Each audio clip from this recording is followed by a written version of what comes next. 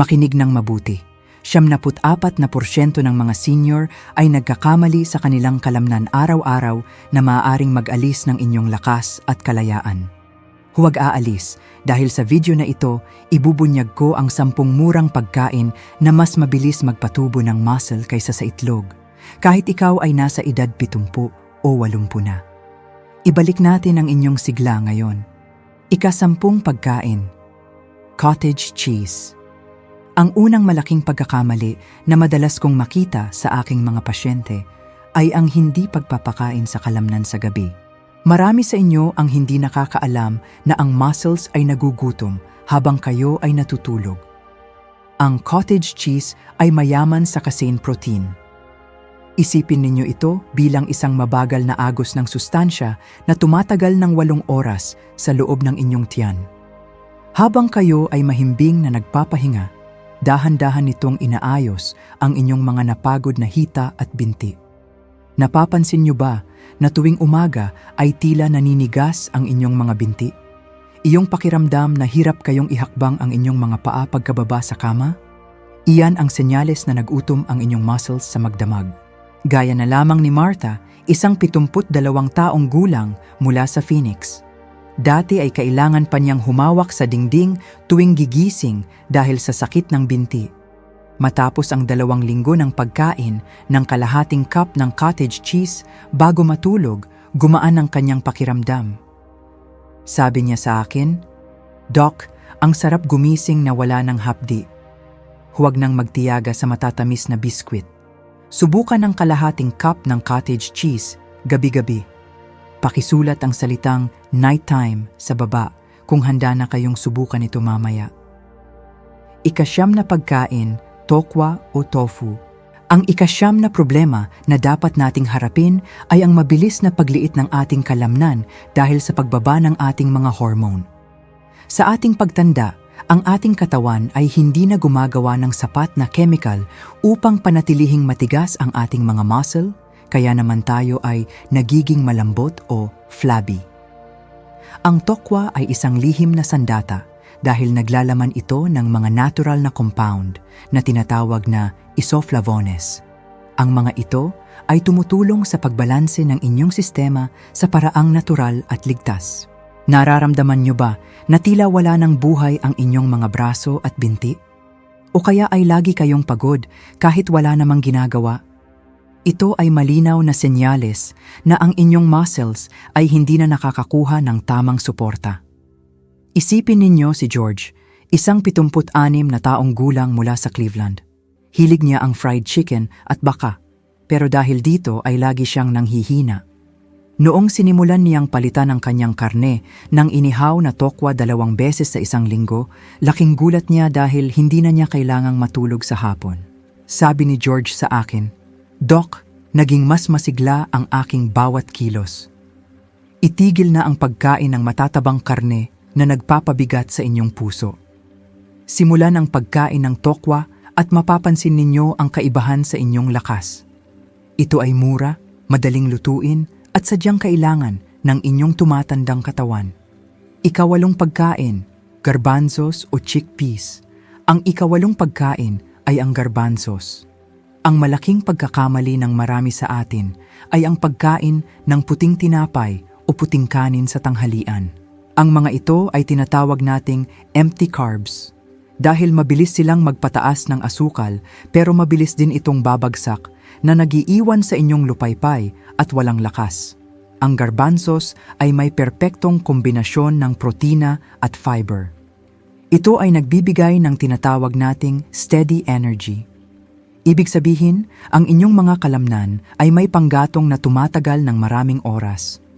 Sa halagang $1 lang bawat lata, makakakuha na kayo ng 15 gramo ng protina na magpapatatag sa inyong paglakad. Habang tumatanda tayo, ang ating asukal sa dugo ay mahirap ng kontrolin, kaya naman kailangan natin ng pagkaing hindi nagiging sanhi ng biglang pagtaas at pagbaba ng ating enerhiya. Napapansin nyo ba na tuwing ika-2 ng hapon ay parang gusto nyo na lang matulog? O kaya naman ay nanginginig ang inyong mga kamay kapag may bitbit kayong groceries? Iyan ay senyales na ang inyong muscles ay nauubusan ng tamang supply ng asukal at protina. Ayon sa pananaliksik sa journal na Nutrients, ang mga senior na kumakain ng mga legumbre gaya ng garbanzos ay may mas matibay na resistensya sa kanilang mga binti at mas magandang balanse. Huwag na kayong bumili ng mga mamahaling energy drink na puno ng asukal. Magbukas lang ng isang lata ng garbanzos at ihalo ito sa inyong salad o sarsa. Itapon na ang puting tinapay na nagpapabigat sa inyong pakiramdam. Simulan ang pagkain ng garbanzos at ibigay sa inyong katawan ang fiber at protina na nararapat dito. Tingnan ninyo si Betty, isang 70 taong gulang na dating guro mula sa Sacramento. Dati ay lagi siyang nakakaramdam ng matinding pagod pagkatapos ng tanghalian. Nang palitan niya ang kanyang lunch ng salad na may garbanzos, nawala ang panginginig ng kanyang mga kamay at nagagawa na niyang maglakad sa hapon nang hindi hinihingal. Ang garbanzos ay hindi lang pagkain, ito ay lakas na abot kaya ng lahat. $1 lang, pero ang balik sa inyong kalusugan ay hindi matatawaran. Ika-7 pagkain, canned sardines. Ang ika-7 pagkain sa ating listahan ay ang canned sardines. Ang malaking balakid na kinakaharap ng marami sa inyo ay ang tinatawag nating silent inflammation o ang pamamaga na hindi ninyo nararamdaman sa loob ng inyong katawan. Ang pamamagang ito ay parang kalawang sa isang makina. Pinipigilan nito ang inyong mga kalamnan na mag-ayos at lumakas kahit anong dami pa ng protina ang inyong kainin. Sa pagtanda natin, ang ating immune system ay nagiging sobrang aktibo sa maling paraan na siyang sumisira sa ating sariling muscle tissue. Dito nagiging bida ang sardines. Ang bawat maliit na lata ay punong-puno ng omega-3 fatty acids. Isipin ninyo ang omega-3 bilang isang bumbero na pumapatay sa apoy ng pamamaga sa loob ng inyong mga ugat at kalamnan. Napapansin niyo ba na tuwing pagkatapos ninyong mag-ayos ng inyong mga halaman sa garden o pagkatapos maglakad sa kanto, ay tila nananakit ang inyong buong katawan ng ilang araw? Iyan ay dahil ang inyong muscles ay hindi na mabilis makarecover dahil sa pamamaga. Isang mahalagang pag-aaral sa American Journal of Clinical Nutrition ang nagpakita na ang mga senior na kumakain ng omega-3 mula sa isda ay may mas matibay na grip strength o lakas ng kapit. Ang lakas ng inyong kamay ay isang malakas na senyales ng inyong pangkalahatang haba ng buhay. Kaya naman, pakiusap, huwag ninyong itatapon ang inyong pera sa mga mamahaling steak na puno ng kolesterol. Pumunta sa inyong pantry at kumuha ng isang lata ng sardines. Mas mainam kung ito ay nasa loob ng tubig o olive oil. Itigil na ang pag-aalinlangan sa maliliit na isdang ito. Simulan ang pagkain nito kasama ng inyong paboritong crackers o ihalo sa inyong pasta. Ito ay mas mura kaysa sa gamot at mas mabilis magbigay ng resulta para sa inyong lakas. Naaalala ko si Arthur, isang 78 taong gulang na dating kartero sa Minneapolis. Dahil sa haba ng panahon na siya ay naglalakad, ang kanyang mga tuhod at binti ay madalas na sumasakit. Akala niya ay bahagi na lang iyon ng pagtanda. Noong sinimulan niyang kumain ng sardines 2 beses sa isang linggo, laking gulat niya dahil ang hapdi sa kanyang mga binti pagkatapos mag-garden ay halos nawala na. Sabi ni Arthur sa akin, "Doc, pakiramdam ko ay bumalik ang lakas ng aking mga kamay at paa." Pakisulat ang salitang strong sa baba kung gusto niyo ring maramdaman ang lakas na naramdaman ni Arthur. Ika-6 na pagkain, millet. Ang ika-6 na pagkain sa ating listahan ay ang tinatawag na millet. Marami sa inyo ang nag-iisip na ito ay pagkain lamang para sa mga ibon. Pero para sa ating mga nakakatanda, ito ay isang lihim na sandata laban sa panghihina.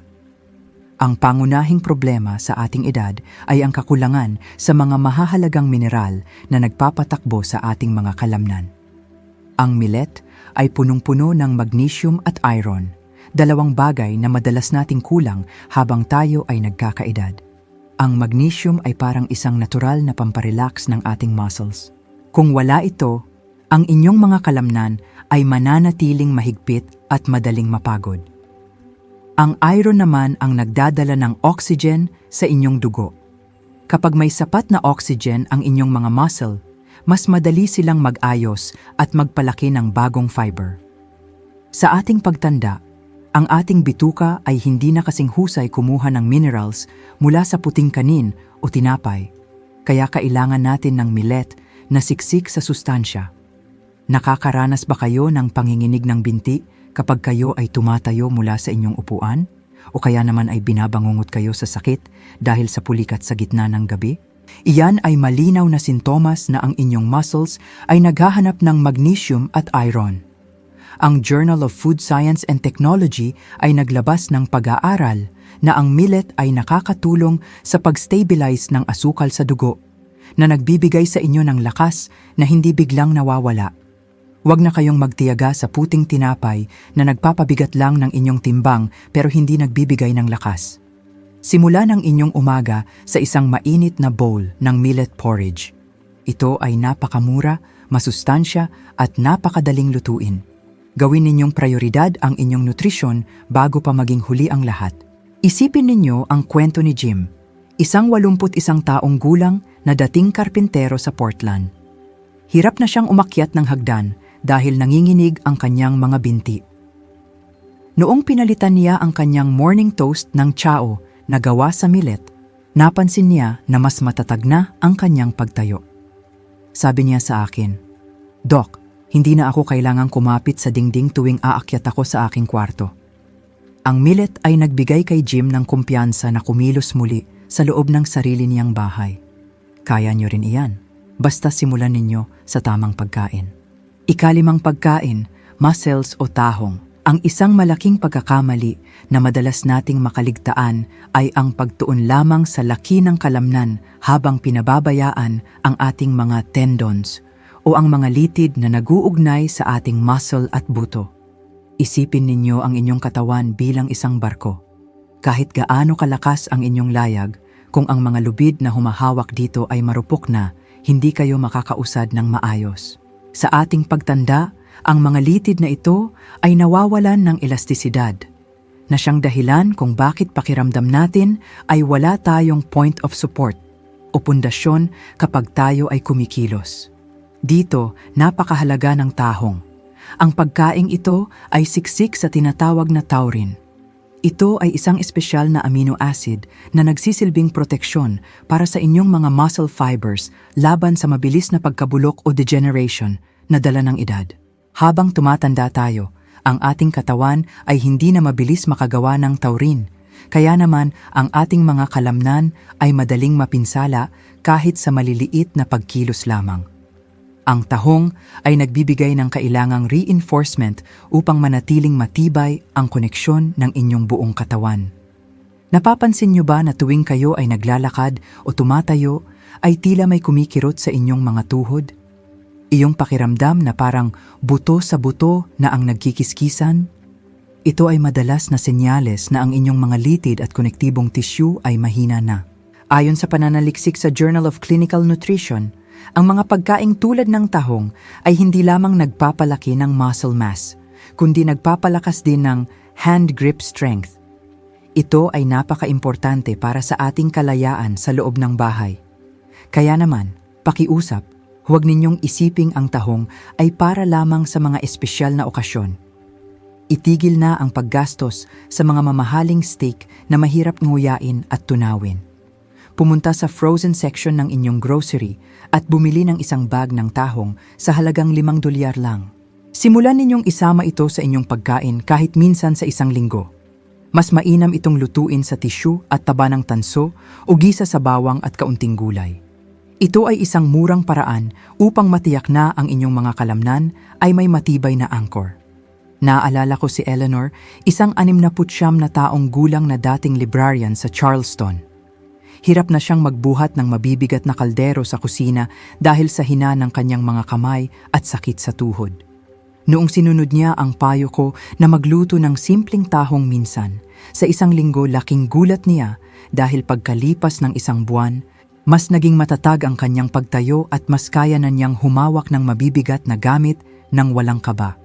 Sabi niya sa akin, "Doc, pakiramdam ko ay mas buo na ang aking pagkatao at hindi na ako mabuhay." Ika-4 na pagkain, nori seaweed o damong dagat. Isang malaking issue sa ating pagtanda ay ang panghihina ng ating sistema ng pagtunaw. Marami sa inyo ang kumakain ng maraming karne upang lumakas, pero ang totoo, ang inyong sikmura ay nahihirapan na itong iproseso ng maayos. Ang protina mula sa karne ay madalas na nabubulok lang sa loob ng inyong tiyan, habang ang inyong mga kalamnan ay nananatiling gutom at nanghihina. Dito napakahalaga ng nori seaweed. Ang bawat manipis na piraso nito ay naglalaman ng tinatawag nating bioactive peptides. Isipin ninyo ito bilang mga protina na pre-digested o durog na bago pa man ninyo kainin.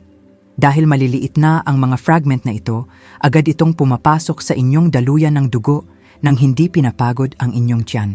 Agad itong dumidiretso sa inyong mga kalamnan upang mag-ayos ng mga napunit na tissue. Nararanasan nyo ba na pagkatapos kumain ng karne ay sobrang busog ninyo, pero pagkalipas ng ilang oras ay parang wala pa rin kayong lakas? Gaya na lamang ni Richard, isang 73 taong gulang mula sa Denver. Dati ay lagi siyang mabuhay sa kanyang paglalakad. Nang sinimulan niyang lagyan ng nori ang kanyang sarsa o soup araw-araw, naging mas matatag ang kanyang bawat hakbang. Sabi ni Richard sa akin, "Doc, hindi ko akalain na ang ganito kanipis na dahon ay magbibigay sa akin ng ganitong balanse. Itigil na ang pagkain ng junk food. Simulan ang pagkain ng nori sheets bilang inyong snack. Pakisulat ang salitang surprise sa comment section kung nagulat din kayo sa kapangyarihan ng munting dahong ito." Ikatlong pagkain, spirulina o asul na lumot. Ang ikatlong malaking problema sa ating kalamnan ay ang tinatawag nating oxygen starvation. Kahit gaano karami ang inyong kainin, kung hindi nakakarating ang oxygen sa inyong muscles, hindi sila gagana ng tama. Isipin ninyo ang inyong kalamnan bilang isang apoy. Kung wala itong hangin, mamamatay ang ningas nito. Sa ating pagtanda, ang ating mga ugat ay kumikipot at ang ating dugo ay nagiging hindi gaanong epektibo sa pagdadala ng oxygen, kaya mabilis tayong mapagod. Dito napakahalaga ng spirulina. Ito ay naglalaman ng isang napakalakas na antioxidant na tinatawag na phycocyanin. Ang compound na ito ay tumutulong sa inyong katawan na gumawa ng mas malulusog na red blood cells at pinapaganda nito ang daloy ng oxygen sa bawat sulok ng inyong muscle tissue. Kapag sapat ang oxygen, ang inyong kalamnan ay mas mabilis mag-repair at mas matagal bago mapagod. Ang spirulina ay isa sa pinaka-concentrated na source ng protina at bitamina sa buong mundo na sadyang kailangan ng ating tumatandang katawan. Napapansin nyo ba na tuwing umaakyat kayo ng hagdan o kahit naglalakad lang habang nakikipag-usap, ay tila mabilis kayong hiningal? O kaya naman ay pakiramdam nyo ay laging mabigat ang inyong mga binti na parang may nakatali na bato? Iyan ay senyales na ang inyong muscles ay naghahanap ng oxygen. Isang pananaliksik sa Journal of Medicinal Food ang nagpatunay na ang mga nakakatanda na gumagamit ng spirulina ay nagkaroon ng mas mataas na endurance at nabawasan ang kanilang pagkapagod ng higit sa 30%. Huwag na kayong umasa sa mga energy drinks na puno ng caffeine at asukal na magpapabuglang ng inyong puso. Itigil na ang pagbili ng mga produktong iyan. Simulan ang paggamit ng spirulina powder.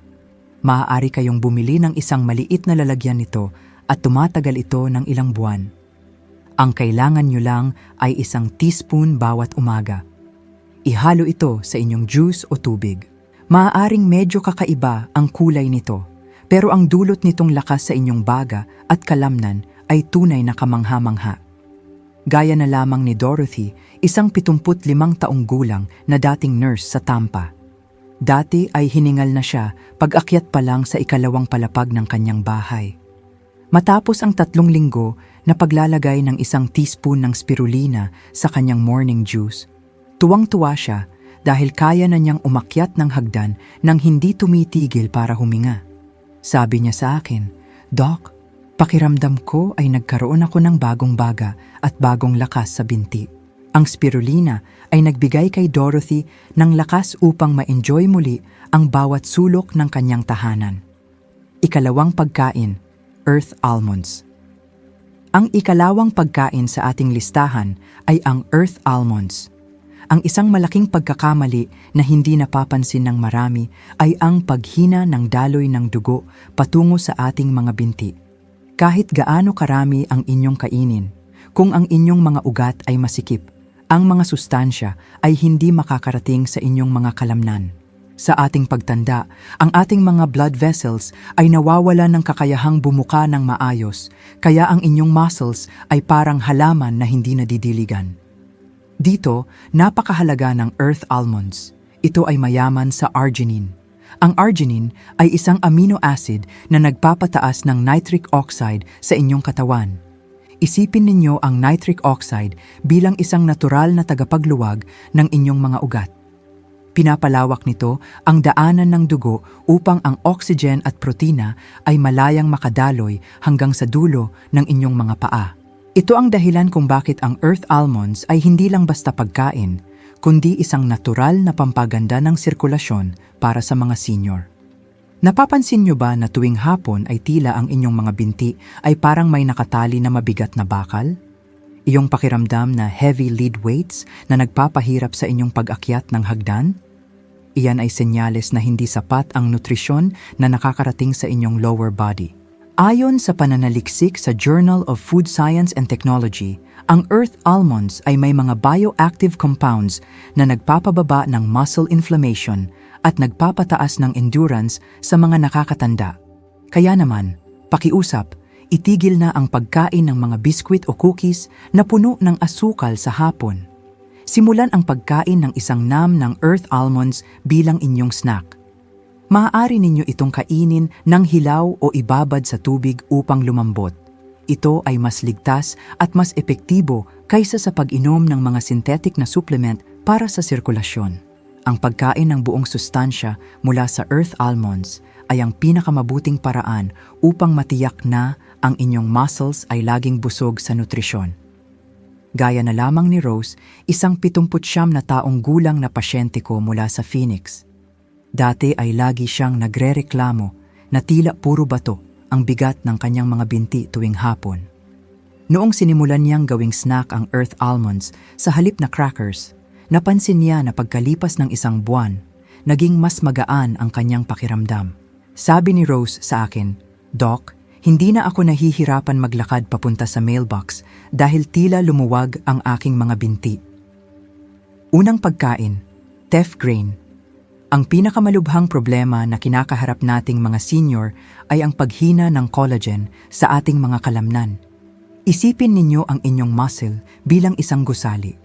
Kahit may semento kayo, kung ang mga bakal na humahawak dito ay marupok na, guguho ang buong istruktura. Ang teff grain ang ating solusyon dahil siksik ito sa lysine. Ito ang golden key para sa produksyon ng collagen. Kung wala ito, hindi makakabuo ng bagong muscle fibers ang inyong katawan at mananatiling mahina ang inyong mga binti. Nararamdaman niyo ba na tila kayo ay nagiging mabuway? Iyong pakiramdam na madali kayong mawala ng balanse at hindi na ninyo kontrolado ang inyong bawat hakbang? Ito ay malinaw na sintomas ng kakulangan sa collagen. Gaya na lamang ni Howard, isang 82 taong gulang mula sa Milwaukee. Dati ay takot siyang maglakad ng mag-isa dahil baka siya ay matumba. Noong sinimulan niyang kumain ng teff porridge 3 beses sa isang linggo, naging mas matatag ang kanyang balanse. Sabi ni Howard sa akin, "Doc, nagagawa ko na uling ipasyal ang aking aso ng walang takot."